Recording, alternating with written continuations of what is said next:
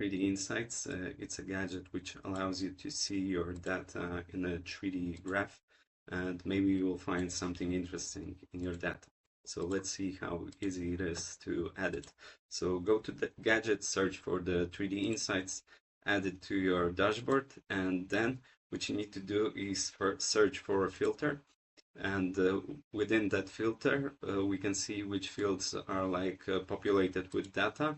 You can check for other available fields. So what we need to do, as it's 3D, we need to add our axis.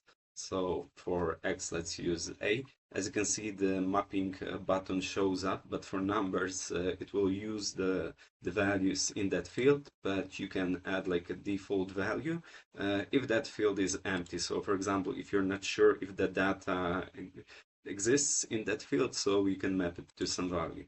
So let's go with other fields. We will move to the mappings later. It's okay, I have the filter, I have the fields. What I need to do now is hit the save button.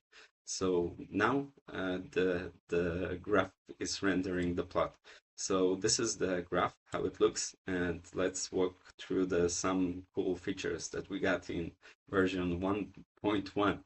So we have advanced statistics. So those statistics allows you to view the data on this chart, but we can do more. We can open the Insights lab where we can filter our data in a live way. So for example, we can just go to the show the top 10%. We can go to that places, and you can see the data here is updating. We can see the count, so the number of results. We can see the whole lot of statistical values.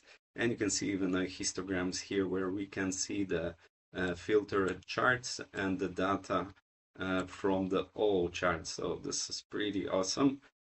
And what else we have? We can also click like show in JQL, and then we will see our selected data. As you can see, we have like 136 results, and when we go to our JQL, that's the same number, so that's correct. What else can we do? So those steps are working together, so you can like filter your data and search for interesting stuff. But we also have an issue panel. So when you click any issue, let me just zoom in a bit.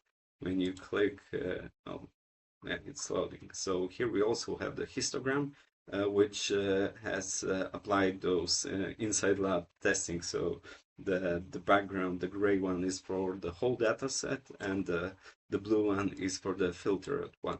So if you want to work closely on that data points with color, you can use the focus mode. This will adjust your like axis to match that thing, match that data, and you can go even further. So you can move and again focus on that part only.